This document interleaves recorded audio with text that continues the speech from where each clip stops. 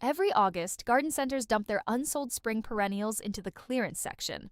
Half price. Leaves scorched from sitting in full sun all summer. Roots circling the inside of the pot. People buy them on impulse because it feels like the last chance of the season. And a lot of the time, that impulse buy just turns into disappointment. The discount doesn't guarantee anything. Pick the wrong plant or plant it wrong, and even the best deal in the store falls apart fast. Which is a shame, because late summer can actually be one of the best times to plant. The soil is still warm from the summer heat, which means roots get real time to grow and settle in before winter hits. Today, 8 perennials that genuinely thrive being planted right now, at this exact point in the season, and that pay you back with a strong, beautiful start next year. I'll give you the USDA zone for each one too, so you know if it'll actually survive your winter. Let's get into it. Plant 1. Hardy hibiscus. If the only hibiscus you've known is the potted kind from a garden center display, this one's going to surprise you. It's a completely different plant. Fully cold hardy dies back to the ground every fall and comes roaring back from the roots every spring. Hardy broadly in zones 4 through 9. August works in its favor. Warm soil helps it root in, so it's well prepared for winter and comes out swinging next season. It wants full sun and rich, consistently moist soil. This is one of the few plants on this list that's actually happy in a spot that holds extra moisture. Exactly where drought-loving plants would struggle. From July through September, it puts on a show with enormous flowers. Some varieties bloom as big as a dinner plate. Once it's established, it builds a bigger, more impressive clump every year, becoming one of the most dramatic plants of late summer. Plant 2.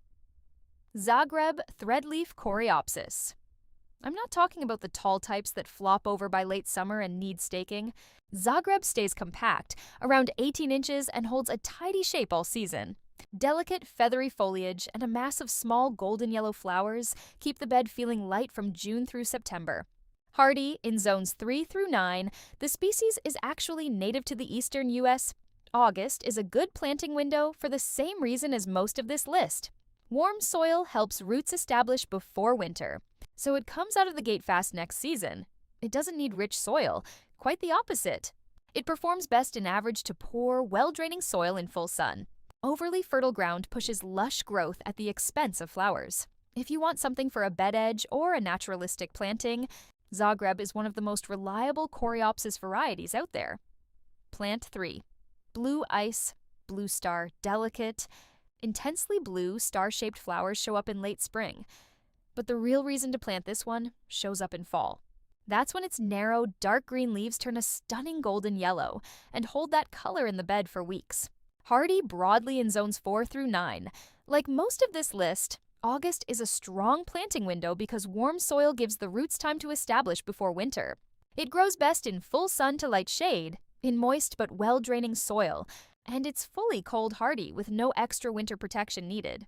It forms tidy, elegant clumps around 18 inches tall, great for bed edges and front borders. Disease-resistant, low-maintenance, and equally at home in a beginner's yard or an experienced gardener's. Plant 4. Japanese anemone pure white flowers on tall. Slender stems show up in late summer and carry the garden through most of fall. This is one of the few perennials that hits its best moment exactly when a lot of other plants are already checking out for the season. Hardy in zones 4 through 8. When coneflowers, daylilies, and most of your summer perennials start winding down, Japanese anemone is just getting started. It grows best in part shade or full sun, as long as the soil stays rich, humusy, and evenly moist. It spreads and forms bigger clumps over time, so give it room from the start. One honest warning: this plant teaches patience. Its first season can look pretty modest, and it doesn't show its full potential until year 2 or 3. Once it's settled in, though, it lifts a cloud of elegant white flowers over the bed in fall, right as the rest of the yard is winding down for winter. Comment below. Have you grown Japanese anemone before? And how long did it take to really take off in your garden? I read every comment.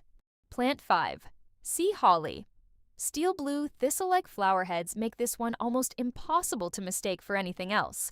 Despite the striking look, it's still rare in most yards.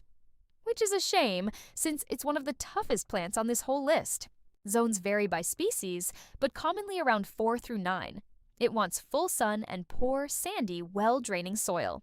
Rich soil pushes lush, floppy growth and shortens the plant's life. If you've got a spot where the ground bakes dry every summer and most plants just give up, sea holly might be exactly what that spot's been missing. From July through September, it holds those metallic blue flower heads, which also happen to be excellent for dried arrangements. Plant it where you want it permanently. It hates being transplanted once established. Bonus: deer and rabbits mostly leave it alone. Plant 6. Russian sage, a silvery, airy perennial with lavender blue flower spikes that looks almost like a haze floating over the bed. It grows best in full sun and, above all, hates heavy, consistently wet soil.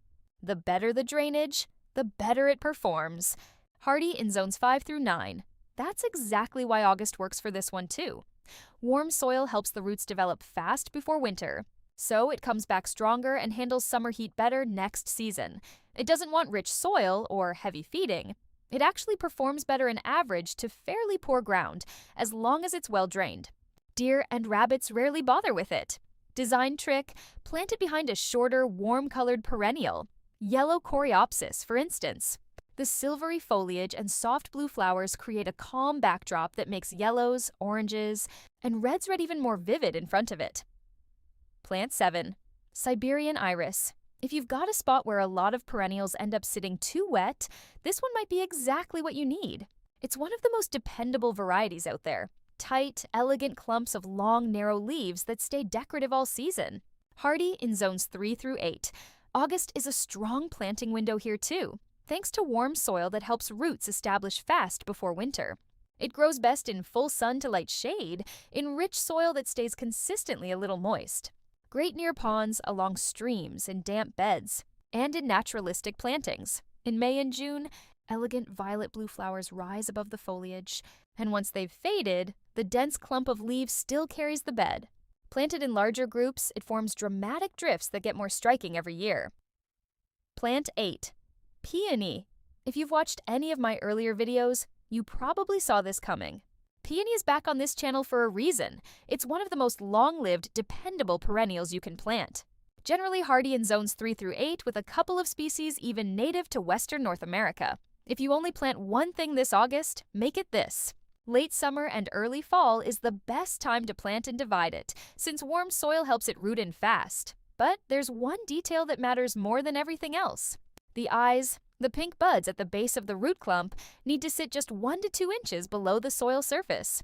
Plant it too deep, and a peony can spend years producing nothing but leaves, blooming weakly or not at all. Get that one detail right, and you'll have planted something that can grow in the same spot for decades, delighting whoever owns that garden long after you.